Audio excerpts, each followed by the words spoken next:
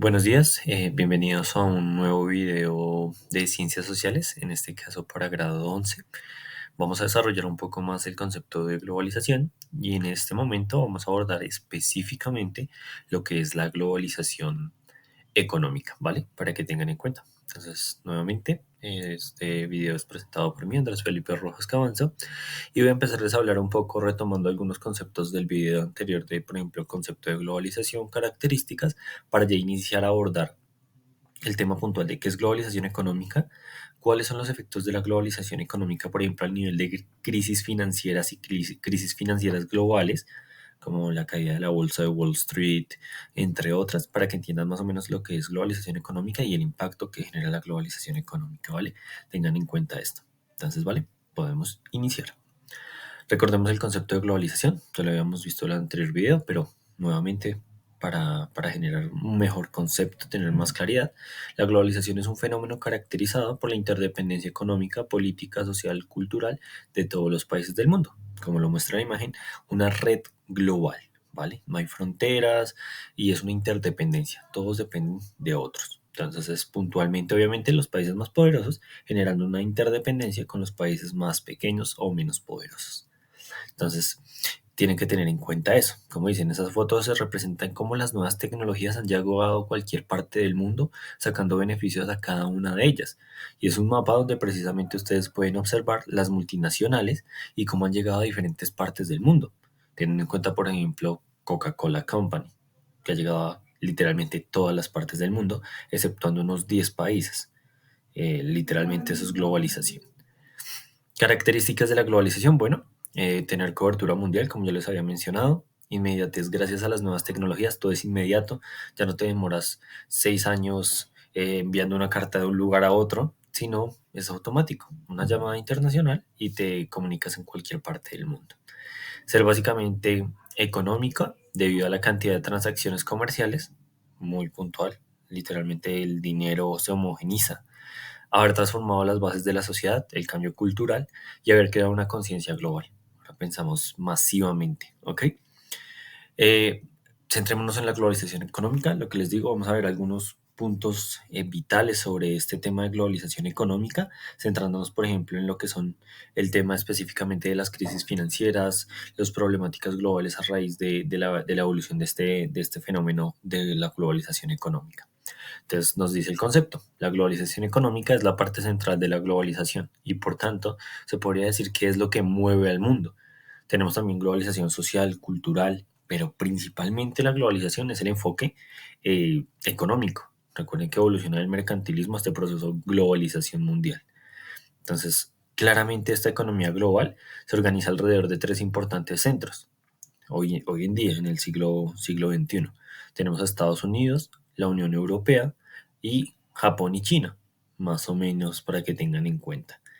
Entonces, aparte de estos centros, hay otras potencias emergentes que denominamos como BRIC. Ahí está Brasil, Rusia, India, entre otros países que están como en ese proceso de desarrollo a competir en esa economía globalizada, ¿vale? Que son países que en sí tienen un muy buen nivel económico y que pueden entrar a participar en una economía globalizada, lo que llamaríamos como el G20, los 20 países más importantes del mundo. Ahora bien, características de esa economía globalizada, ¿vale? Entonces, primero, concentración de capital y formación de grandes empresas. Esto permite que algunas empresas tengan más capital que algunos países. Entonces, por eso vemos que algunas empresas nivel Amazon, Apple, entre otras, tienen un capital adquisitivo muy, muy grande, incluso a veces mayor de lo que algunos países tienen su Producto Interno Bruto. Incluso Tesla, por ejemplo, sería otro elemento puntual analizando empresas que tienen mayor capital que algunos países. Defensa de la libre competencia. Recuerden que en el mercado literalmente cualquier marca puede llegar a entrar a competir y desbancar a otra. Eso es vital que tengan en cuenta la libre competencia. Solo que ya hay monopolios y oligopolios, que es un tema ya de economía, del monopolio del mercado, que genera lo que la libre competencia sea mucho más difícil. Movimientos especulativos. El dinero puede invertirse en los lugares más ventajosos y así incrementar el desarrollo de actividades productivas. Lo que hoy sería el trade o trading, más o menos, que es invertir capital y ver qué ganancias dejan esas acciones en determinadas empresas. Vale. La crisis es un problema global. Vamos a estar analizando todos estos temas relacionados con, bueno, el dinero tú lo puedes invertir, tú puedes competir, tú puedes hacer en la globalización económica lo que quieras. Pero el problema real es cuando inicia una crisis económica global. Y ahí es donde llegamos a puntos como un ejemplo pues ya más antiguo, es en 1929, la crisis o el jueves negro, donde la bolsa de valores de Wall Street cae y colapsa literalmente el mundo. Hay una crisis económica mundial. Es decir, un ejemplo de crisis económica a nivel global. O la crisis fiduciaria de Estados Unidos hacia el 2008, otra en el 2002, que han sido crisis importantes que han dado un coletazo a todo el mundo, ¿vale? Tengan en cuenta eso. Entonces vamos a hablar de dónde y cómo se inician precisamente esas crisis, teniendo como ejemplo la crisis en Estados Unidos, que es el país puntual donde si se genera una crisis va a haber un coletazo comercial o financiero a otras partes del mundo, empezando por ejemplo en Europa, continuando por ejemplo con América Latina y terminando en Asia, ¿vale? Porque recuerden que el mercado se interconecta. Entonces esa crisis que se inicia en Estados Unidos se generó a partir de la facilidad de los bancos en la concesión de préstamos. Y ahí ocurre un elemento puntual. Cuando los bancos empiezan a generar muchos préstamos, no es dinero real. Y entre más préstamos se generen y más la gente se endeude, en un momento va a haber un superávit de deuda que no se va a poder saldar, porque si no se paga, los bancos no tienen dinero con qué prestar. Y si prestaron todo su dinero, ¿con qué van a pagar? Entonces empieza a haber una crisis financiera literalmente que puede llevar a lo que sería una crisis de endeudamiento financiero que genera una crisis a nivel económico global.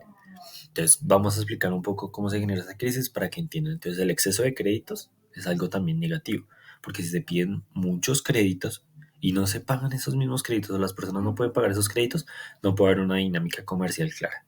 Entonces, al bajar el precio de las viviendas en ese momento, porque recuerden que la crisis inició cuando los bancos prestaron mucho dinero para que la gente comprara casas y las casas empezaron a bajar su valor, entonces la gente ya había pedido esos créditos, pero las casas se bajaron de precio, entonces ahora cómo pagamos, las casas se están vendiendo muy baratas, ya no podemos pagar los créditos, los bancos no tenían con qué prestar.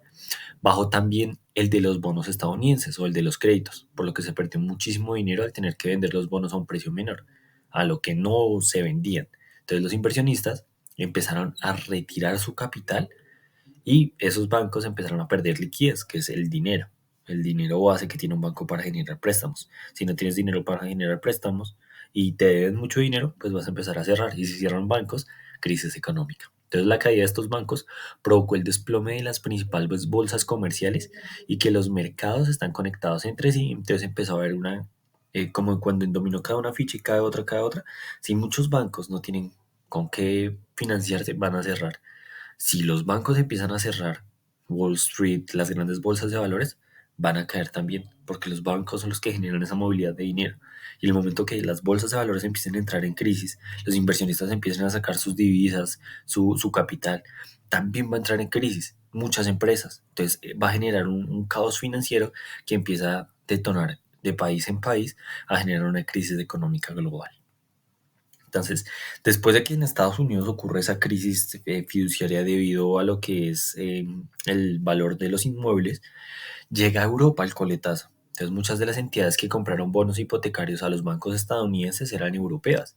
Y como en Estados Unidos esos bonos perdieron muchísimo valor y los bancos europeos tenían muchos de esos bonos y ya no valían nada, los otros bancos europeos que no compraron bonos no tuvieron ese problema, pero se encontraron con importantes problemas de liquidez y con los mercados financieros que habían cerrado créditos.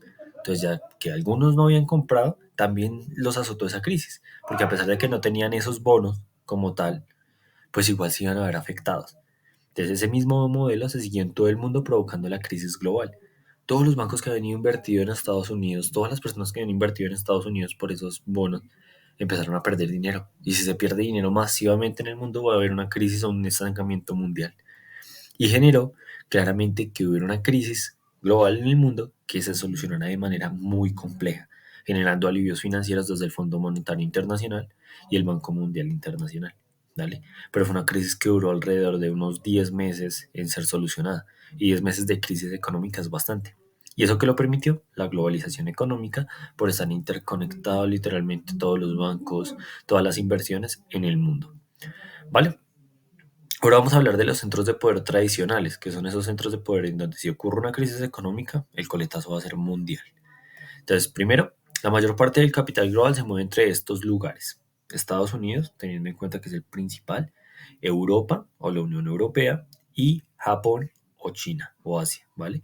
Entonces, Estados Unidos, ¿por qué? Es la economía nacional más grande del mundo con un PIB estimado de 15,7 billones de dólares. En PIB como tal, supera a China más o menos en datos del 2014 por unos 5 billones de dólares, a pesar de que China es una potencia comercial.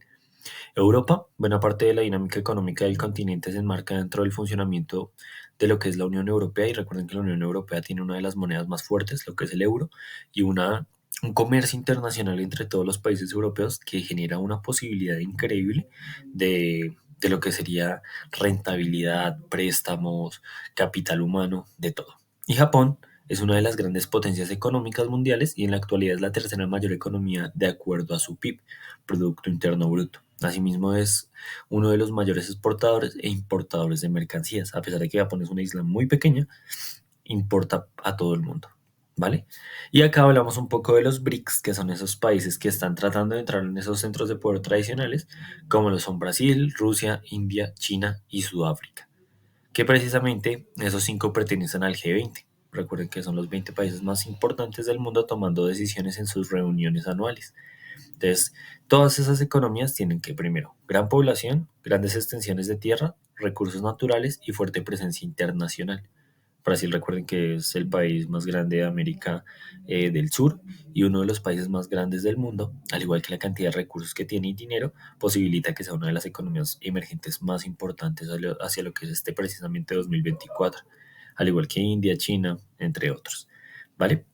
Y ahora vamos a llegar a una breve conclusión. Voy a leerla, a ver ustedes qué opinan de esa conclusión, si entienden como tal cuál es la dinámica de la globalización económica.